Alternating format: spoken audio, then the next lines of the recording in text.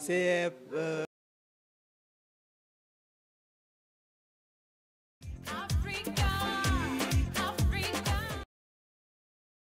professeur Albertine Chibilonji Ngoyi.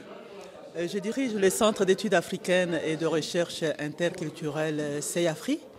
Je suis invitée par Madame Fatoumata Sidibé, députée bruxelloise.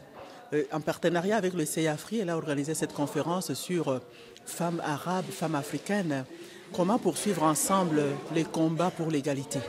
Et j'ai été invitée pour parler des droits et défis des femmes africaines, de l'Afrique subsaharienne, et à partir de mon combat sur les femmes, bien sûr, mais particulièrement cet enjeu majeur de l'éducation de la femme et de la femme africaine.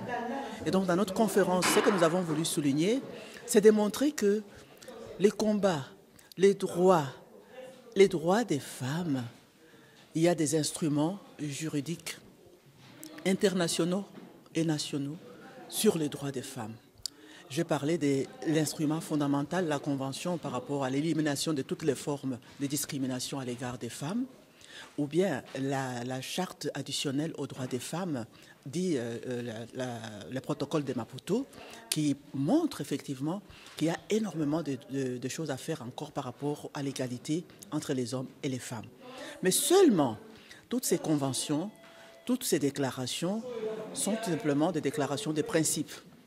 Ils n'ont pas une force de loi, ils ne sont pas contraignantes. Et pourtant, nos pays ont signé ces conventions.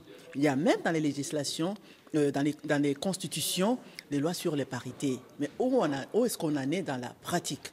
Et donc, dans notre conférence, nous sommes allés aux origines des discriminations qui peuvent nous faire comprendre pourquoi, en pratique, il n'y a pas cette application du droit pour l'être humain féminin.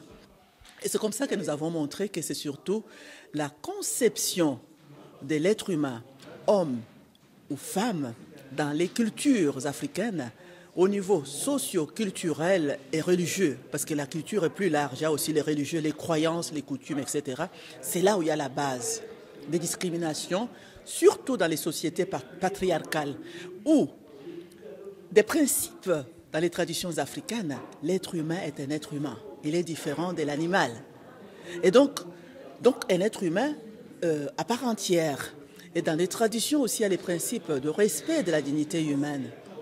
Mais seulement, c'est au niveau des pratiques que ça pose problème. Et dans les pratiques, nous constatons justement que c'est l'être humain masculin qui est considéré comme supérieur par rapport à la femme. Et c'est à ce niveau-là qu'il y a des discriminations à l'égard de la femme. Et nous disons, le travail qui est à faire, c'est de révisiter nos traditions. Parce que tout n'est pas négatif, il y a des valeurs positives. Et c'est les femmes qui transmettent certains aspects même de ces traditions socioculturelles.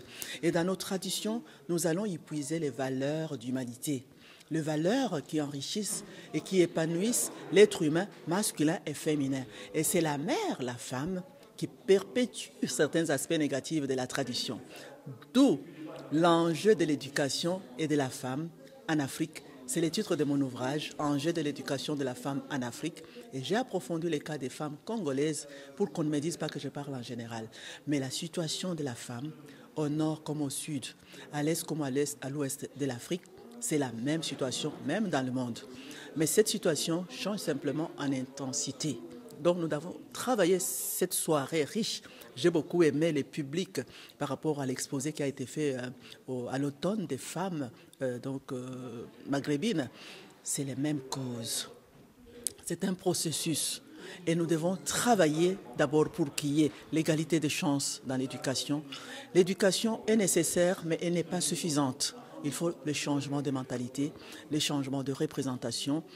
On a voté dans les constitutions la parité.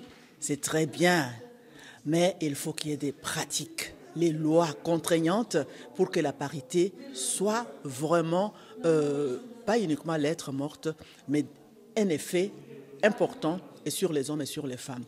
J'ose toujours dire, je ne l'ai pas dit tout à l'heure, que la société humaine, comme la communauté africaine, la société africaine, est comme un oiseau à deux ailes, l'une masculine et l'autre féminine. Et il ne peut décoller que si les deux ailes sont développées équitablement. Nous n'avons pas besoin, en Afrique par exemple, d'aller contre les hommes. Non, nous sommes pour la même cause.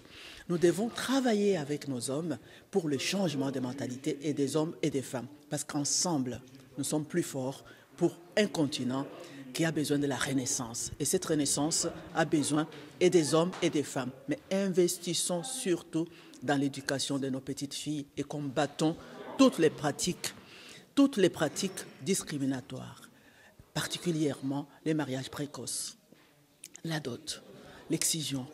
Mais surtout, valorisons les valeurs d'humanité que contiennent nos traditions millénaires. C'est ça ce que nous avons voulu dire ce soir dans cette grande conférence organisée par notre députée bruxelloise Fatoumata Sidibé avec notre sœur Djemela Benali du Canada et nous-mêmes, donc Albertine Chibilondi du Centre d'études africaines. Et ce centre a un site où nous travaillons sur la valorisation des compétences des Africains subsahariens et aussi au niveau interculturel. C'est seyafri.org si on va justement sur Google. Merci à vous pour le travail magnifique que vous faites. Merci.